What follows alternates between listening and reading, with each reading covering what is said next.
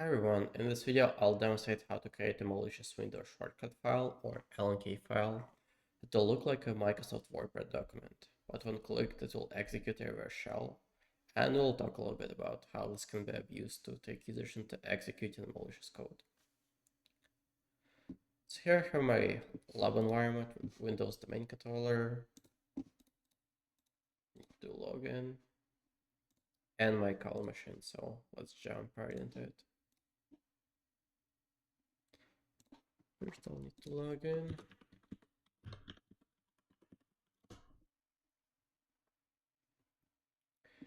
Alright, so we can do this remotely if we got, for example, WinRM access or just PS exec access, but I'll just show it using the GUI method so it makes more sense. And we can see what it looks like, what the actual shortcut looks like. I can open PowerShell as a normal user. So first on our call machine, what I've done is I create a web cradle. So basically we have our TCP one-liner, all of PS1, which is gonna send us a reverse shell on port 53 and we'll catch it using netcat. This is simple niche and one-liner TCP. I can link a GitHub link below. You can just basically clone this repo and get it from here. It's under niche and shells invoke partial TCP one-line.ps1. So we host our shell, stop a web server. So when somebody reaches out to the web server, they'll download the partial reverse shell and it will execute in memory. So let's go back to the DC. First, I have to encode the command to download the shell and execute in memory. So here I have it. It's gonna use IX to download it and execute right away after it pulls it. This is my IP. This shell is gonna download. My intent doesn't work. Okay. Next, I have to base64 encode it. There's just some basic PowerShell to do that. And this is what it looks like. After we run it, it's gonna download the shell from our web server and execute in memory. So this is step one. Why we're doing this is because shortcut files have a limit on number of characters you can put into them. So if you exceed it, if you were, for example, just encode the full shell, it won't work because it stops at like, I think it's 270 characters. Don't quote me on that. So it wouldn't work.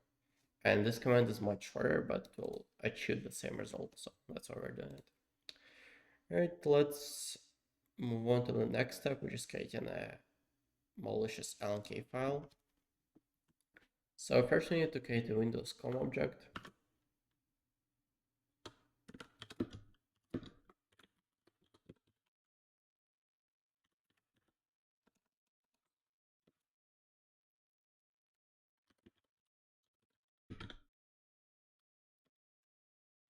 Just copy this.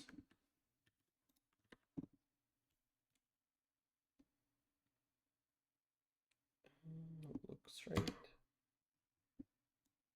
Then we have to specify the path and name of our LNK file of our shortcut.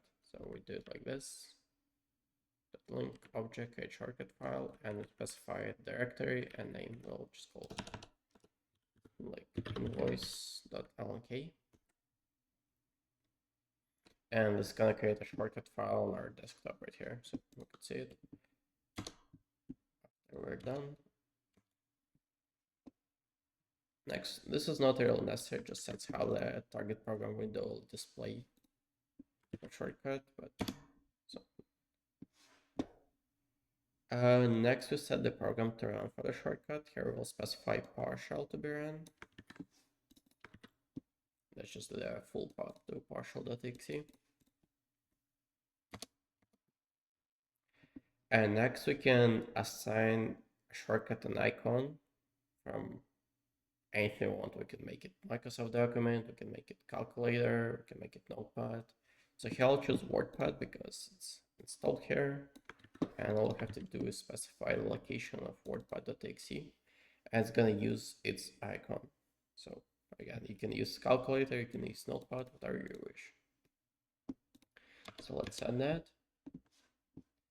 And next we have to specify the argument. So it's gonna be our base64 encoded command, which is our web cradle. Duplicated from the previous step right here. And it's gonna use some argument to make sure it's hidden. It starts a new window and it's gonna execute the encoded command. So let's do that. Save. And now we can finally save the LNK file. So it's gonna be save. And here you go. It appeared. And this is a shortcut file that looks like a WordPad document, but it's actually gonna execute our PowerShell encoded command, which is gonna give us a reverse shell, hopefully.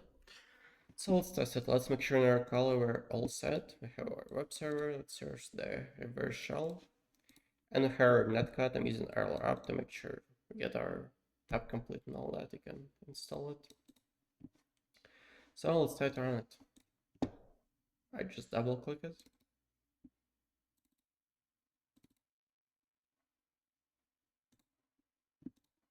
And we got our shell. So as you could see, it doesn't even display anything. Users like, what's going on?